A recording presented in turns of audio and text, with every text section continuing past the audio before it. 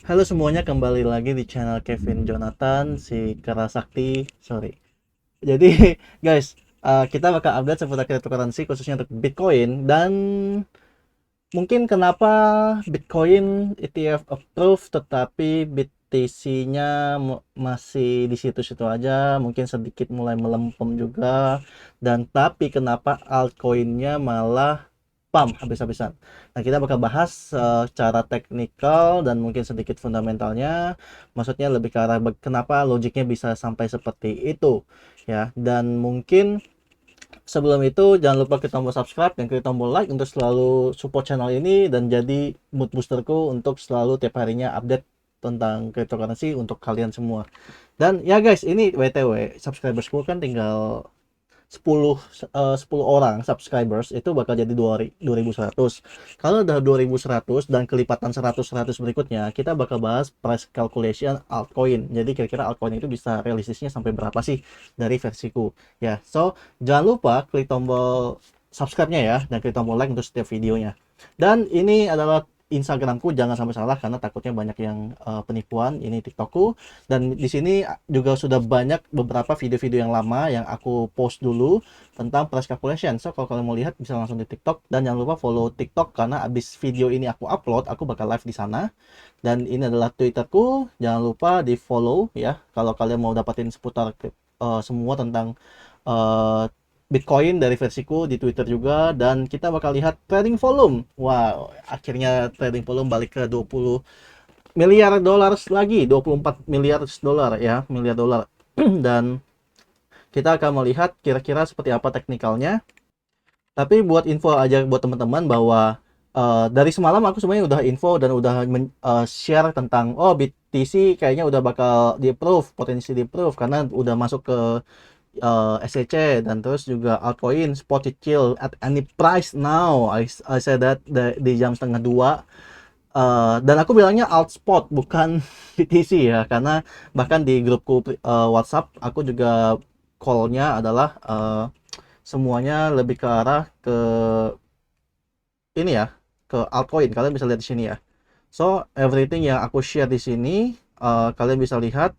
Ini WLD spot, ini NFP spot, ini sandbox long. Sorry, ini semua tentang altcoin, FTT, Luna. Nah, ini semalam aku share jam satuan ke grup ya, dan di situ so far BTC-nya memang malah turun, naik turun, naik turun terus tapi kita syukurnya bisa dapat cuan di altcoin karena memang aku pribadi lebih prefer ke altcoin semalam daripada BTC karena ya gitulah ya. BTC dari kemarin ini salah satunya Luna. Kita coba lihat di um, WLD ya udah mau hampir TP maksimal 10% bentar lagi.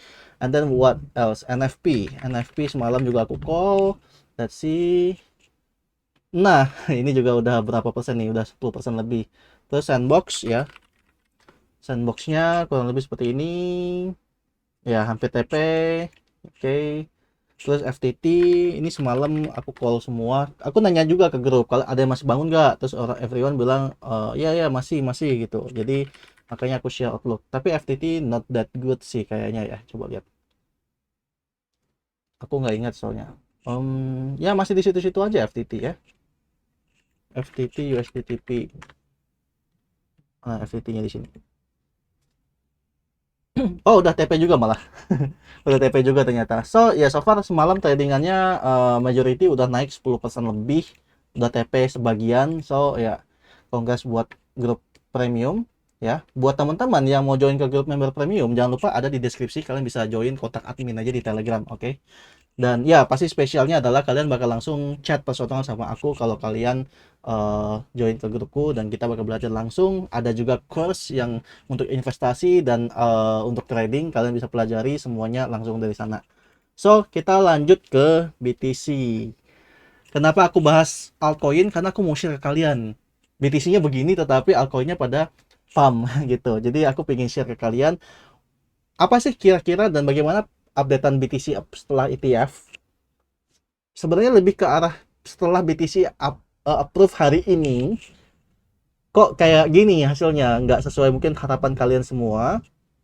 Dan tapi kenapa malah altcoinnya yang terbang? Tetapi mungkin tidak semua altcoin. Kayaknya Solana masih di sini-sini aja deh. Kayaknya setauku ya.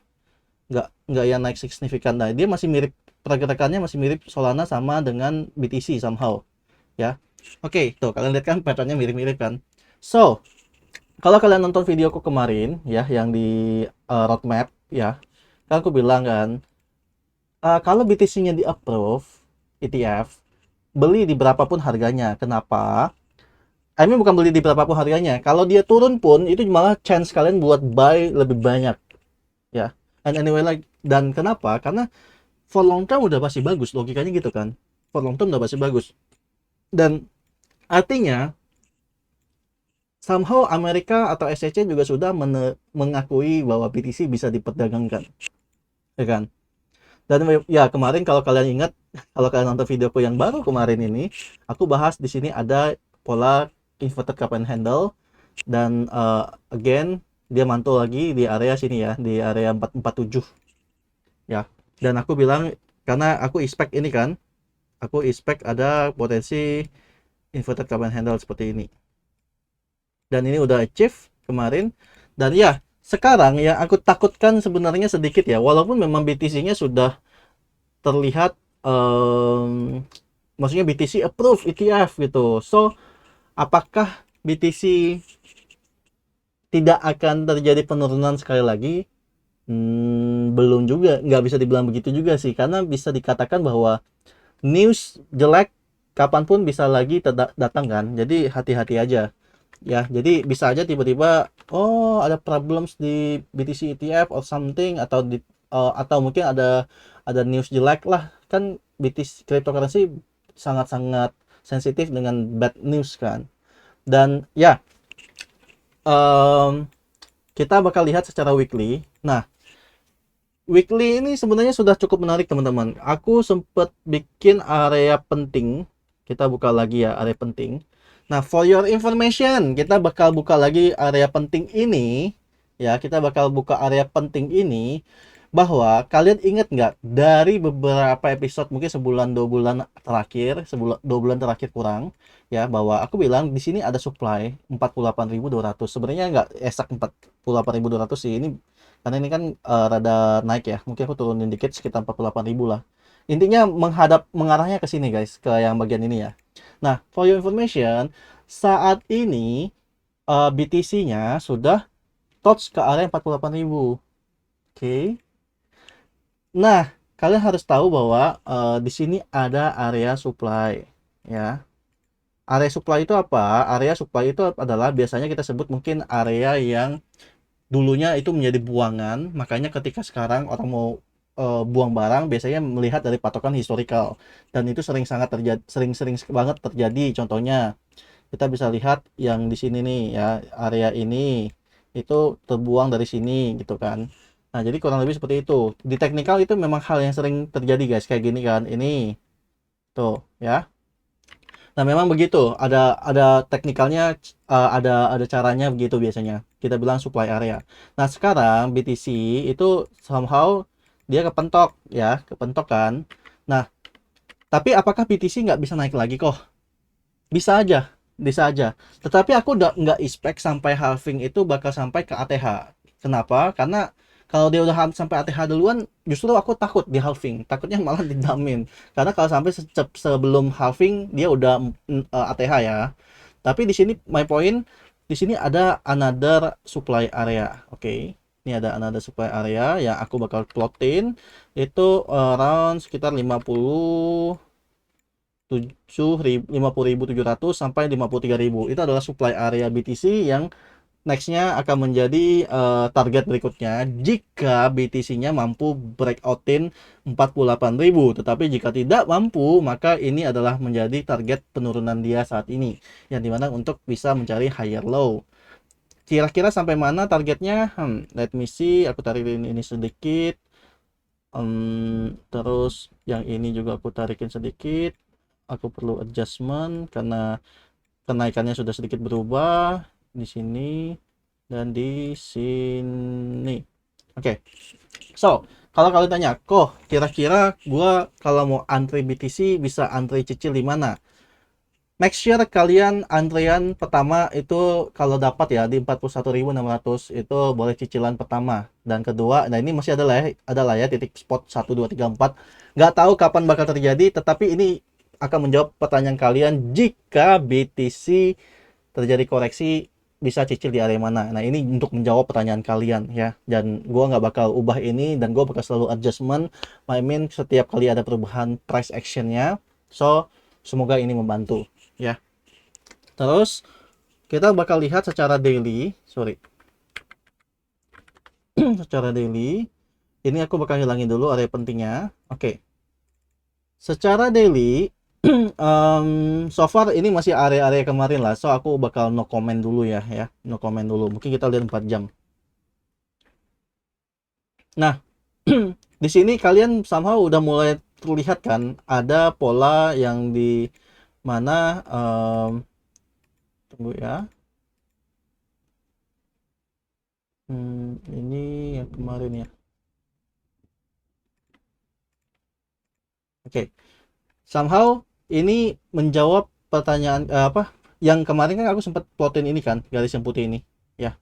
Nah, somehow ini bisa menjadi pola yang disebut inverted cup and handle potential, ya. Yang dimana lagi kalau kalian lihat ini adalah cup dan ini adalah handle. Neckline-nya ada berada di mana? 45.400, nggak boleh jebol. Kalau 45.400 jebol, artinya penurunan akan bisa terjadi sampai ke 43.800.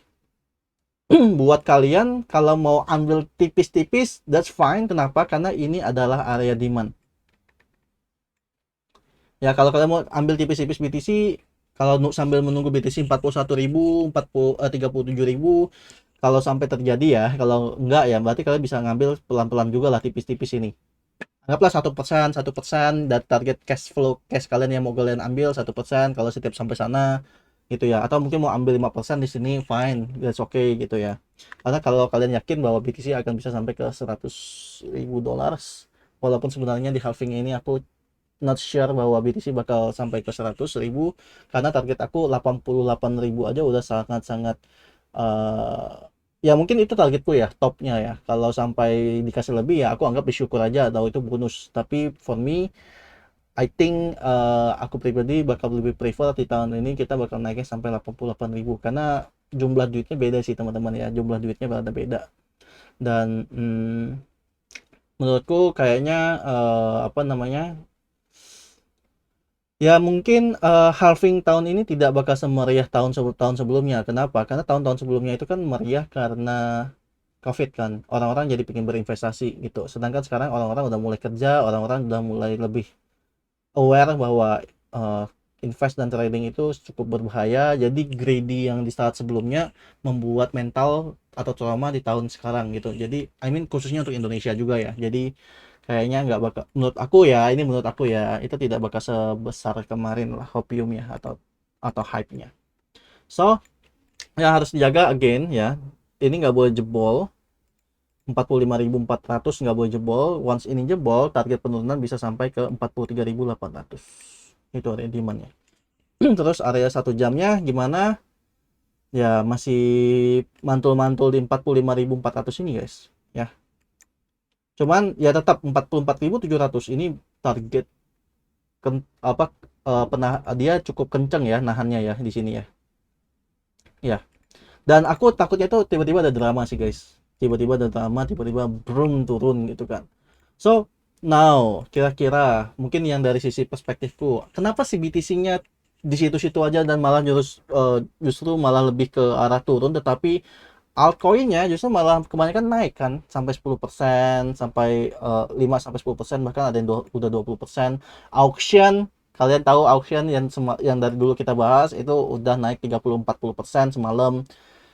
Ya, ini APT juga udah breakout. Kira-kira kenapa? So, kalau aku pribadi bilang gini guys, kalian tahu kan bahwa kemarin BTC-nya nggak di mana-mana, nggak kemana-mana. Pas yang video kemarin yang aku bikin itu, mana BTC di situ-situ aja, tapi alts berdarah-darah. Apa yang terjadi? Karena BTC dominance. Oke, this one di area ini kan, kalian ingat kan? BTC-nya di situ-situ doang, ya, di situ-situ doang. Tapi penekanannya itu membuat altcoinnya udah minus 10 sampai 20%. Kalian ingat nggak kemarin terjadi 3-4 hari yang lalu? Oke. Nah, artinya artinya kita ngomongin mungkin gini teman-teman, aku bakal coret di sebelah sini ya. Atau di bagian sini deh. Nah, misalnya kita ngomong gini ya. Ketika kemarin beberapa hari lalu BTC harganya yang masih normalnya di sini. Nah, terus ini BTC. Oke. Ini alts. Oke. Nah, ini si altsnya juga sama kan. Nah, tiba-tiba BTC-nya kan goyang, naik turun. Itu pas sehari 2 hari menjelang BTC ETF kan. Tiba-tiba goyang, boom, dibawa naik lagi, terus habis itu sideways kan. Nah, si altcoin-nya apa yang terjadi in that time? Boom, ya kan? Terus dia malah sideways di sini kan. Nah, padahal kita ngomongin fasenya masih di sini nih, awalnya masih sama. Tetapi ketika dia balik lagi, si BTC yang balik lagi ke atas, tetapi altcoin-nya justru ke bawah dan sideways. Oke. Nah, sekarang yang terjadi adalah BTC ETF tidak terjadi apa namanya hype yang sekuat kemarin. Dan mungkin justru kalau kalian lihat BTC itu somehow tuh ini malah lebih kebuangan somehow. Maksudnya kalau kalian bisa lihat sendiri lah, nggak perlu aku bilang sih. I mean cenderung lebih ke arah buangan volumenya dan marketnya. Kalian bisa lihat sendiri kan, tuh buangan naik tapi buangan lagi ya. Nah, cenderungnya apa sih sebenarnya? Cenderungnya lebih ke arah buy the rumor sell on news. Itu lebih cenderung arahnya begitu. Nah, kita lanjut ya soal ini ya. So, apa yang terjadi saat ini adalah, nah, terus BTC ETF keluar nih beritanya nih. Apalagi pas kalau ini kan pas yang kemarin ini ya, hoax ETF-nya terus kena hack gitu-gitu kan. Nah, terus tiba-tiba BTC-nya approve. Nah, pas approve dibawa turun, dibawa naik. Nah, kalian tahu nggak pas di ke fase kayak gini, di fase begini, si altcoin-nya masih diam doang. Artinya apa? Dan malah naik cenderungnya. Artinya apa? Artinya market price in, altcoin price in. Oke, okay? Altcoinnya price in. Nah, karena altcoinnya price in, artinya dan ini BTC malah cenderung turun. Nah, si altcoinnya naik. Kenapa? Sebenarnya lebih ke arah karena altcoinnya dari kemarin tuh sudah turun dan tidak naik-naik. Nah, market kan kemarin aku udah sempat bilang kan bahwa kenapa BTC-nya di situ-situ aja tapi altcoinnya turun. Karena marketnya antisipasi mau masukin duit ke BTC, tetapi BTC-nya tidak naik. Naik, tapi kalian lihat market udah kena mental duluan. Marketnya udah kena mental duluan. Kenapa kena mental? Karena ada kemarin long short itu tuh, ya. Karena dari kemarin market udah kena mental duluan karena naik turun ini. Mereka nggak mau mungkin ambil resiko lagi gitu loh. Oh ya udahlah, ini Ethereum nggak gerak-gerak, gue naikin dah Ethereumnya sih. Ya, di saat market hancur, market Ethereum malah sideways seperti ini, malah kayak stable. Marketnya bakal cenderung mencari koin yang mungkin istilahnya, oh Ethereum deh, money flow-nya juga masih kecil, koin market capitalnya masih kecil, belum pump dari kemarin-kemarin. Ya udah masuknya ke Ethereum. Akhirnya apa? Selain Ethereum, alts-nya juga naik. Akhirnya apa? BTC dominasinya turun. That's it. Ya. BTC dominance turun, altcoin BTC-nya sideways cenderung pelan-pelan turun, altcoin-nya naik.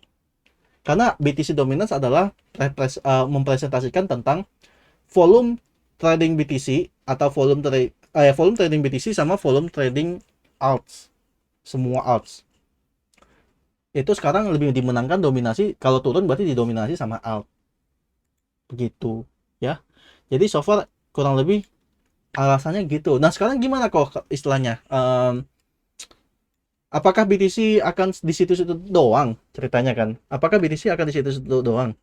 Menurut gua justru sekarang sebenarnya BTC udah, nah yang harus kalian hati-hatikan sekarang apa?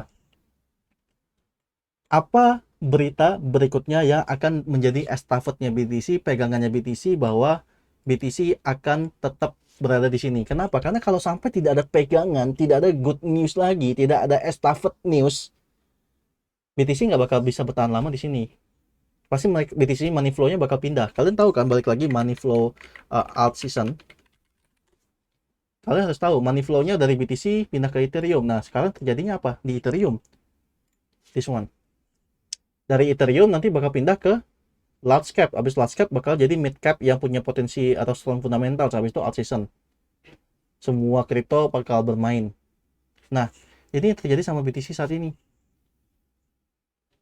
Jadi kalau BTC-nya, justru BTC bakal mungkin bermain sideways sampai di 40 ribuan ya, sampai mentok 50. Kemarin kan aku sempat bikin 54 ribu ya kalau memang spike tertingginya. Jadi intinya kalau nggak ada news lagi guys, nggak bakal naik lagi. Orang bakal mainnya lebih ke arah altcoin gitu ya.